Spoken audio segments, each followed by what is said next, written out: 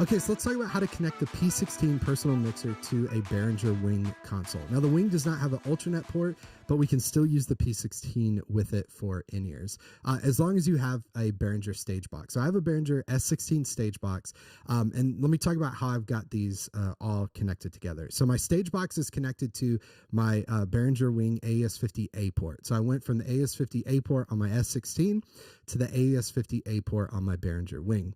Then I took my P-16. I have just one individual mixer. I don't have the distribution amplifier for that.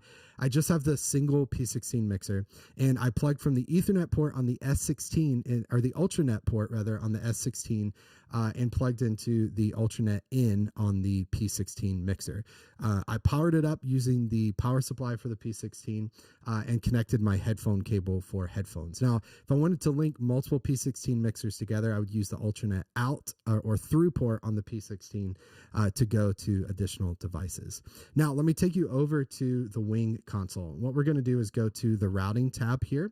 And what you route to the P-16 kind of depends on what sources you want, whether you want buses or whatever. For now, I'm just using the USB card inputs on my console to route over to the P-16 just to get signal.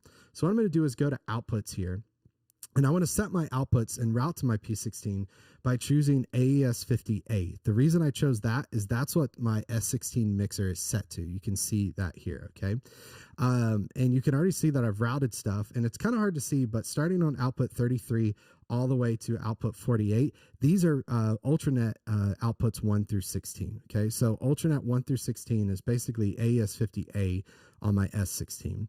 So what you're going to route to that depends on, you know, what you want to go there, whether it's bus outputs, whether it's local inputs, whether it's like direct outputs from another AES port. But in my case, what I did is I said, okay, I'm going to go here, and my source group, I want to be USB audio. So I selected, let's just zero these out just for a second, and I'll show you exactly what I did. So we'll set all these to none. And first thing I should mention, it's really easy. Every time I do this, I forget. Hit the unlock button. Okay, so I'm going to go to 33, which is P16 channel 1, and I'm going to click USB audio 1, which is click. Okay, then I'll go to 2, and I'm going to hit guide 3, 4, 5, 6, 7, 8, 9, and then 10. Okay, so I'm passing all 10 channels to my P16 mixer. You can see those light up, meaning they're getting signal there.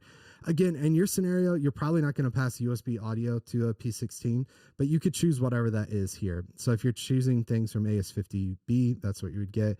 Your local ends, AES ports, you know, bus outputs, main outputs, matrix outputs, user signal, whatever it is, you would choose over here to send that to your P16 mixer. Then again, from P16, as long as each additional mixer is powered, I can link out of here to set this up without having to have that extra brain unit with the P16. I can just really quickly link the P16 with the Wing using the S16. It's a lot of words, but super, super cool way to set up the P-16 with the Wing console.